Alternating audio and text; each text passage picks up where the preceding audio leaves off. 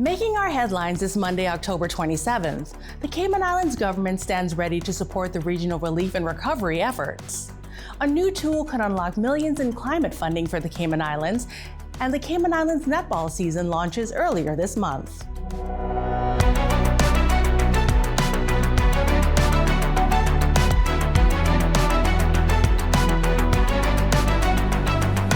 Good evening and welcome to CIGtv News, the official source for the latest and most accurate government information. I'm Kafara Augustin. As rough seas build across the Cayman area, in studio today is Mr. Kerry Powery Linwood, Acting Director General with the Cayman Islands National Weather Service, to provide the latest projections for Hurricane Melissa.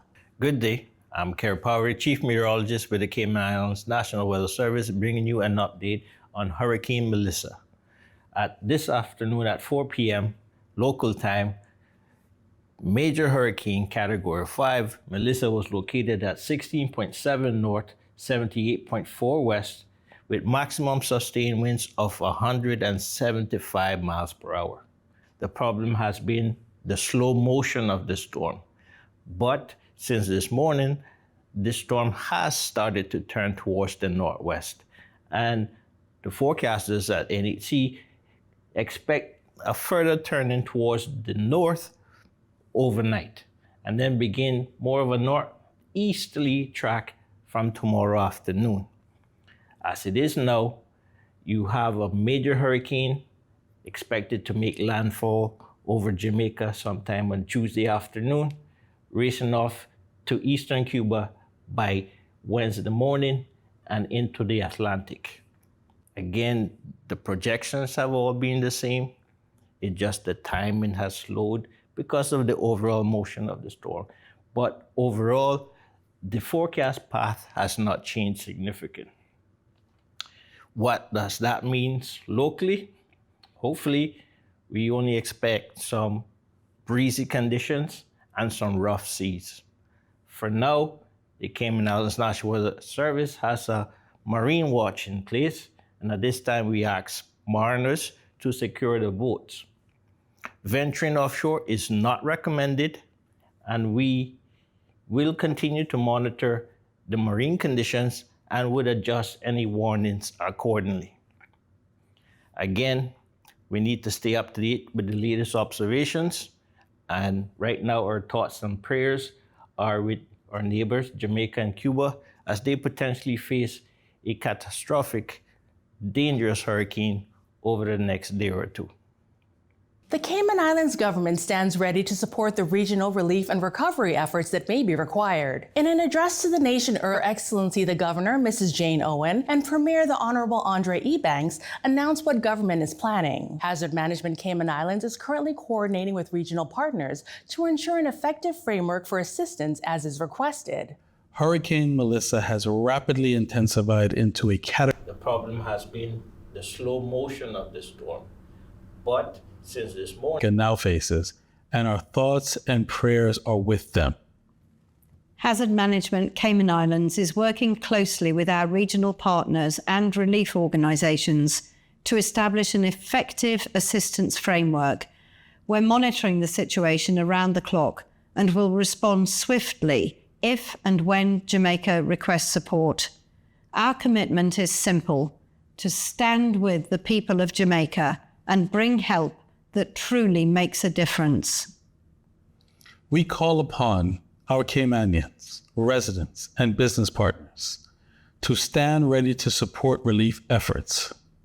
We will provide clear guidance through official government channels on what, how, and when you can contribute most effectively. The public is encouraged to monitor official government channels for verified updates on relief efforts and donation procedures. In other news, a groundbreaking online tool launching next year could determine which projects get built in the Cayman Islands and help governments secure millions in international climate funding to pay for them. The National Resilience Scorecard will be Cayman's first data-driven system for evaluating whether proposed projects, from roads to hospitals to housing developments, actually make the island stronger against hurricanes, flooding, and rising seas. Lisa Hurlston McKenzie, the Senior Policy Advisor for the Ministry of Health, Environment, and Sustainability, spoke to CIGtv. The ministry has been working very closely with IRMA and Expertise France on scope development, terms of reference, and project approach for several months. The official project kickoff, however, is a significant moment, and from this point onwards, the project team will continue to work very diligently towards a series of milestones, which will culminate in the delivery of a multidimensional, context-specific analysis tool. The scorecard has the potential to transform the way the Cayman Islands views resilience by giving us a tangible means to measure, evaluate, and track climate adaptation and progress over time. This can demonstrate to local, regional, and global facilities and investors the resilience cost gap, how we intend to use their investments, and the impact these will have. The European Union is funding the project, which brings together government ministries to track resilience across the environment, economy, infrastructure, and communities. The scorecard launches in mid-2026 and could make Cayman a model for other island territories facing similar climate challenges. Everything from disaster response systems to food security initiatives will be measured against how well they prepare Cayman for future climate risks. Now for today's sports news. Earlier this month, the Cayman Islands Netball Association launched this year's netball season with a fundraising barbecue, mini matches, and the parade of uniforms where 10 teams vied for the prize of Best in Uniform. Funds raised from the event will go towards the development of the Under-16 program. Time now for our weather forecasts.